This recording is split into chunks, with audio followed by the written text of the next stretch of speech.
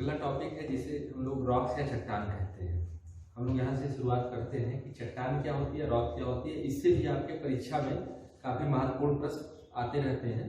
ठीक है, तो आज हम लोग देखते हैं रॉक्स या चट्टानों के बारे में। क्लियर है? देखिए, रॉक्स या चट्टान जिनकी हम लोग चर्चा करने जा रहे हैं, हमारा जो अर्थ के ऊपर की जो लेयर है जिसे हम लोग क्रस्ट या भूपर्पटी कहते हैं, या फिर हम लोग लिथोस्फेयर देखते हैं। तो लिथोस्फेयर या क्रस्ट का निर्माण किससे हुआ है? चट्टानों से हुआ है। किससे निर्मित है? ये रॉक्स या चट्टानों से निर्मित है। जो क्रस्ट है 30 किलोमीटर जो मोटी ऊपर की जो लेयर या परत है जिसे क्रस्ट कहते हैं, वो चट्टानों से निर्मित है। क्लियर? अब ये जो रॉक्स या जो चट्टानें हैं, ठीक है, ये किससे बनी है? ये बनती है खनिजों के सहयोग से। जो मिनरल्स हैं या खनिज हैं, उनके सहयोग से रॉक्स या चट्टान बनती है। अब खनिज किससे बनते हैं? खनिज बनते हैं हमारे पृथ्वी पर या अर्थ पर उपस्थित जितने एलिमेंट्स हैं या जो तत्व हैं, उन तत्वों के सहयोग से खनिजों का निर्माण हुआ है। वर्तमान में इस समय 118 तत्व है। कितने तत्व हैं? 118 तत्व। ठीक है, 118 तत्व है। इन तत्वों के सहयोग से या उनके मिलने से खनिजों का निर्माण हुआ, और यही खनिज रॉक्स या चट्टान को निर्मित करते हैं, या कह सकते हैं उनसे निर्माण होता है। वर्तमान उपस्थित 118 तत्वों में जो क्रस्ट की या कह सकते हैं भूपर्पटी की ऊपरी जो लेयर होती है, ठीक है, क्रस्ट की लेयर या भूपर्पटी की जो लेयर है, उस लेयर के निर्माण में 118 तत्वों में से 8 तत्वों का सबसे ज्यादा योगदान माना जाता है। कितने तत्वों का? 8 तत्वों का। देखिए, प्रत्येक तत्व की माने धरातल पर उपस्थित 118 तत्वों की अपनी रासायनिक विशेषताएं होती हैं, उनके अपने रासायनिक गुणधर्म होते हैं। ठीक है, उनके अपने केमिकल्स कह सकते हैं कैरेक्टरिस्टिक्स होते हैं, और इस आधार पर वो दूसरे तत्व से अलग होते हैं। लेकिन तत्वों के सहयोग से खनिजों का निर्माण हुआ, और खनिज ही चट्टानों के निर्माण में योगदान देते हैं। इतना क्लियर है? हम बात कर रहे थे कि तत्व टोटल कितने हैं? 118। 118 तत्वों में से 8 तत्व ऐसे हैं जो हमारे क्रस्ट के निर्माण में सबसे महत्वपूर्ण भूमिका निभाते हैं। लगभग 98% क्रस्ट का निर्माण 8 तत्वों से हुआ। कई बार प्रश्न आया है, इसको नोट कर लीजिएगा। क्लियर?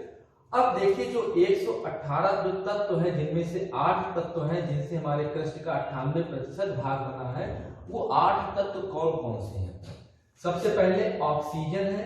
ऑक्सीजन ये आपकी लगभग 47%, यहाँ एग्जैक्ट दिया गया है 46.71%, या 47% हमारे क्रस्ट में ऑक्सीजन मिलता है। अब आपके दिमाग में एक बात और आनी चाहिए कि जो ऑक्सीजन मिलता है, क्या यह स्वतंत्र अवस्था में है, गैसीय रूप में मिलता है धरातल के अंदर, या क्रस्ट में? नहीं, यह ऑक्साइड फॉर्म में मिलता है, किसी तत्व के साथ मिश्रित रूप में मिलता है। जब उसका केमिकल रिएक्शन कराया जाता है तब उसमें से ऑक्सीजन गैस अलग मुक्त होती है। ठीक है, लेकिन सबसे ज्यादा क्रस्ट में मिलने वाला कौन सा तत्व है? ऑक्सीजन है, जो ऑक्साइड फॉर्म में मिलता है। समझ में आ गया? इसी तरह से हमारे अर्थ में या पृथ्वी पर सबसे ज्यादा कौन सा तत्व मिलता है? वो मिलता है आयरन या लोहा। ये भी पॉइंट नोट कर लीजिएगा। कभी आ जाए पृथ्वी पर सबसे ज्यादा तत्व कौन सा मिलता है, तो लोहा, और अगर आ जाए क्रस्ट में सबसे ज्यादा कौन सा मिलता है, तो ऑक्सीजन मिलता है। ऑक्सीजन लगभग कितना? 46.71%। ठीक, इसके बाद सेकंड नंबर पे आता है सिलिका। सिलिका लगभग बालू या रेत। सिलिका आप देखोगे 27.69% सिलिका मिलती है। इतना क्लियर है? इसके बाद तीसरे नंबर पे आता है एल्यूमिनियम। एल्यूमिनियम कितना मिलता है? 8.07%। 8.07% एल्यूमिनियम है। लोहा कितना है क्रस्ट में? 5.05 है। कैल्शियम कितना है? 3.65 है। सोडियम कितना है? 2.75 है। पोटेशियम कितना है? 2.58 है।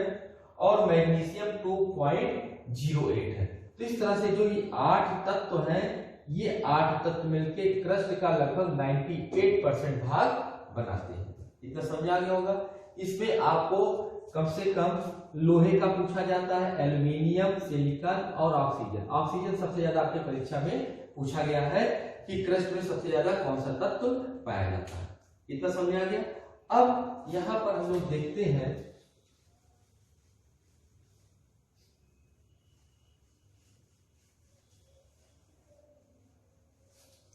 यहां पर देखते हैं कि रॉक्स या चट्टान क्या होती है। मैंने बताया कि क्रस्ट या लिथोस्फीयर पर उपस्थित जो कठोर भाग होते हैं, ठीक है, वो रॉक्स या चट्टान के रूप में जाने जाते हैं। यह खनिजों के सहयोग से बनते हैं और खनिज तत्वों के सहयोग से बनता है।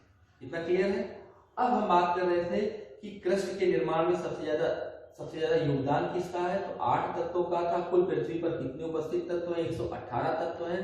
उनकी अपनी केमिकल कह सकते हैं कि उनके कैरेक्टरिस्टिक्स होते हैं, रासायनिक विशेषता, उनके अलग गुणधर्म होते हैं। सभी के लोहे की अलग है, एल्यूमिनियम की अलग है, लोहे ऑक्सीजन की अलग है, सिलिकॉन की अलग है, मैग्नीशियम की अलग, सबकी अपनी अलग अलग, ठीक है, केमिकल स्ट्रक्चर्स होते हैं, बनावट होती है, उनकी विशेषताएं होती हैं, वो अलग तत्व है।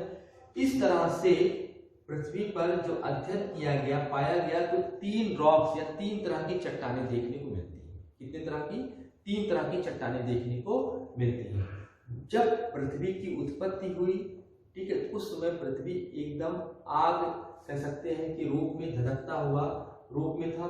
धीरे धीरे जब पृथ्वी ठंडा हुआ तो ठंडा होने के पश्चात जो आंतरिक भाग है अर्थ का या पृथ्वी का जो आंतरिक भाग है, उसमें उपस्थित जो तरल पदार्थ थे पिघले हुए रूप में थे, जब वो ऊपर की तरफ उठने लगे, अंदर से ही ऊपर की तरफ उठने लगे, तो ऊपर की तरफ उठते समय वो धीरे धीरे ठंडे पड़े और ठंडे होकर के कठोर रूप धारण किए। और इस प्रकार से पहली जो रॉक्स या चट्टान बनी, उन चट्टानों को बोला गया इग्नियस रॉक। क्या बोला गया? इग्नियस रॉक या आग्नेय चट्टान। क्लियर है इतना? इग्नियस रॉक या आग्नेय चट्टान। समझ में आ गया। अब देखिए जो आग्नेय चट्टान होती है, अब इस पे किस तरह के प्रश्न आते हैं। जैसे क्वेश्चन आएगा कि मदर रॉक्स किसे कहते हैं। मदर मतलब पैतृक शैल, पैतृक शैल या मदर रॉक्स किसे कहते हैं, तो वो आग्नेय चट्टान को कहते हैं। समझ आया? आग्नेय चट्टान, क्योंकि सबसे पहले पृथ्वी पर किन चट्टानों की उत्पत्ति हुई? Igneous rock. तब जीव जंतु भी नहीं थे, इस कारण से इन चट्टानों में जीवाश्म नहीं मिलता है। और चूंकि ये पूरे एक साथ ठंडा हो रहे थे, ठंडा होने में चूंकि हजारों वर्ष लग रहा था, लेकिन एक साथ ठंडा हो रहे थे, अलग अलग ठंडा नहीं, इसलिए इसमें लेयर भी नहीं मिलती और एक साथ ठंडा होने के कारण ये कठोर भी बहुत हो जाते हैं। जैसे आप अगर यहां देखेंगे,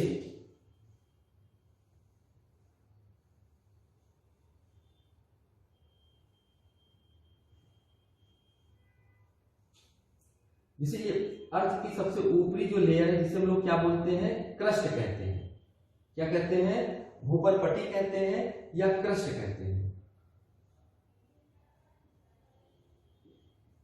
क्रस्ट कहते हैं। लगभग 30 किलोमीटर मोटी है, लगभग 30 किलोमीटर ये मोटी लेयर है।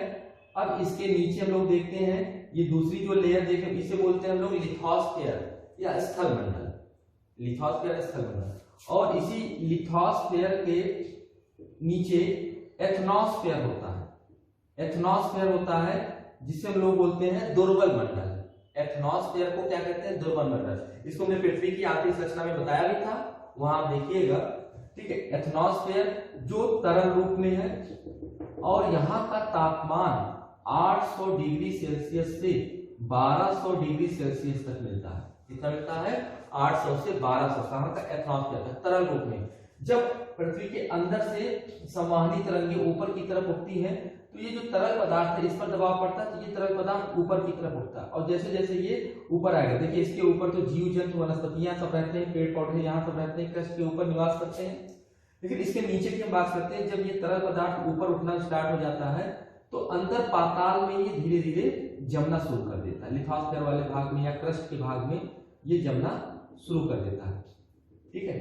जब ये आंतरिक भाग में जम जाता है, हमने बताया कि क्योंकि जीव जंतु निचले भाग में, तो इसमें जीवाश्म नहीं मिलते हैं, इसमें लेयर्स नहीं मिलती है। और एक विशेषता और आपको लिखनी है, वो भी आपको लिखनी है कि जब निचले भाग में जमते हैं तो जमने में ज्यादा समय लगता है, इस कारण इन चट्टानों में बड़े बड़े रवे पड़ जाते हैं। क्या पड़ जाते हैं? बड़े बड़े रवे पड़ जाते हैं। जैसे आप दूध को खूब ज्यादा खौलाइए तो उसमें दाने पड़ते हैं, खौला करके जब खोया बनाते हैं तो उसमें दाने पड़ते हैं। उसी तरह से ही जो आंतरिक चट्टानें होती है उसमें बड़े रवे पड़ते हैं। ठीक है, ये कैसी चट्टानें होती हैं? ये आग्नेय चट्टानें हैं। आग्नेय चट्टान के सबसे निचले मतलब धरातल के निचले भाग में जब ये जमती है, निचले भाग का तात्पर्य यहाँ पर पाताल से है। इस प्रकार से पहली जो चट्टान मानी गई आग्नेय चट्टान की, जो पहली चट्टान मानी गई, इसे बोला गया पातालीय चट्टान या प्लूटोनिक रॉक्स। क्या बोला गया? पातालीय चट्टान या प्लूटोनिक रॉक्स, जो किस नाम से जानी जाती है? पातालीय या प्लूटोनिक रॉक के नाम से जानी जाती है। धरातल के काफी नीचे यह जम के ठोस हो जाती है और इसमें बहुत बड़े बड़े रवे पड़ते हैं। इसके ठोस होने में काफी लंबा वक्त लगता है, हजारों साल लग जाते हैं ठंडा होने में। और जब ये चट्टान के रूप में निकल करके आता है, जब चट्टान बनता है तो उसको हम लोग ग्रेनाइट, उसके अपनी विशेषता के आधार पर ग्रेनाइट, गैब्रो और पैगमेटाइट कहते हैं। ये तीनों कैसी हैं? पातालीय चट्टानें हैं। ये उदाहरण में पूछे जाते हैं। ग्रेनाइट कहाँ मिलती है? तो पाताल में, धरातल के काफी नीचे गहराई भाग में। ठीक है, तो ग्रेनाइट, गैब्रो और पैगमेटाइट ये तीनों कैसी चट्टानें हैं? पातालीय चट्टानें या प्लूटोनिक रॉक्स। क्लियर है? धरातल के काफी नीचे मिलती है। इसके बाद हम बात करते हैं जो क्रस्ट का हिस्सा है।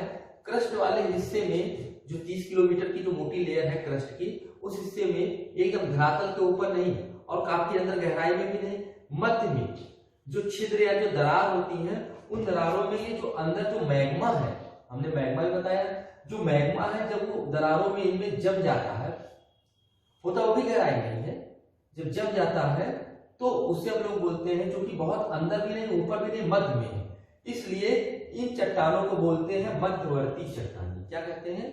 मध्यवर्ती चट्टानें या हाइपोबाइसल रॉक्स। पहले को प्लूटोनिक रॉक्स और दूसरे को हाइपोबाइसल रॉक्स या मध्यवर्ती चट्टान कहते हैं। चूंकि ये थोड़ी सी अधिक ऊंचाई पर होती है, कम गहरी होती है मध्यवर्ती चट्टान, इसलिए जब ये जमती है तो इसमें बहुत बड़े रवे नहीं मिलते, छोटे रवे मिलते हैं, छोटे रवे मिलते हैं। और ग्रेनाइट इसका भी उदाहरण, दो उदाहरण इसमें देखने मिलते हैं छोटे। अब दो ग्रेनाइट में अंतर क्या है? जिसमें बड़े रवे मिलते हैं वो समझिए वो पातालीय चट्टान, जिसमें छोटे रवे मिलते हैं वो मध्यवर्ती या हाइपोबाइसल रॉक्स है। और दूसरा है डोलेराइट। तो ग्रेनाइट और डोलेराइट ये मध्यवर्ती या हाइपोबाइसल रॉक्स के उदाहरण है। ठीक है, और ये दोनों किसके हैं? ग्रेनाइट, आग्नेय चट्टानों के। आग्नेय चट्टानें पातालीय चट्टानें होती हैं। ठीक है, आग्नेय चट्टानें मध्यवर्ती चट्टानें होती हैं। और आग्नेय चट्टानें जब हम देख रहे हैं कि यहाँ पर जो क्रस्ट का भाग है, इस अंदर से जो मैग्मा है क्रस्ट के भाग को तोड़ करके बाहर निकलता है, तो उसे बोलते हैं ज्वालामुखी उद्गार, वॉल्केनिक इरप्शन कहते हैं। ठीक है, जब अंदर से मैग्मा क्रस्ट के भाग को तोड़ के बाहर लावा निकलता है, ठीक है, उसे क्या कहते हैं? ज्वालामुखी उद्गार कहते हैं। जब ज्वालामुखी का उद्गार होता है तो इसमें से जो लावा है वो धरातल के ऊपर जम जाती है, धरातल के ऊपर आती है और जम जाती है। क्योंकि मैंने बताया कि पूरे पृथ्वी में सबसे ज्यादा कौन सा तत्व मिलता है? ऑक्सीजन मिलता है पूरे पृथ्वी में। तो काफी गहराई से ये निकल करके आती है, तो इस ऑक्सीजन नहीं, लोहा मिलता है, आयरन मिलता है। पूरे पृथ्वी में सबसे ज्यादा क्या मिलता है? लोहा या आयरन मिलता है, ध्यान में रखिएगा, आयरन मिलता है। ठीक है, तो अब इस जो पिघले हुए पदार्थ थे अंदर जो मैग्मा थे, जब ऊपर आए तो लावा कहलाए, और लावा जब जम गए तो इसमें आयरन या लोहे की मात्रा अधिक होती है, इसकी आयरन या लोहे की। ठीक है, और जलवायु परिवर्तनों के कारण वेदरिंग और इरोजन के कारण ये जो लावा जम जाता है तो लंबे वक्त के बाद यहाँ पर काली मिट्टी का निर्माण हो जाता है। लावा वाले क्षेत्रों में कौन सी मिट्टी बनती है? ब्लैक सॉइल या काली मिट्टी बनती है। बहुत बार परीक्षा में भी पूछा गया, ध्यान में रखिएगा। तो इस तरह से जो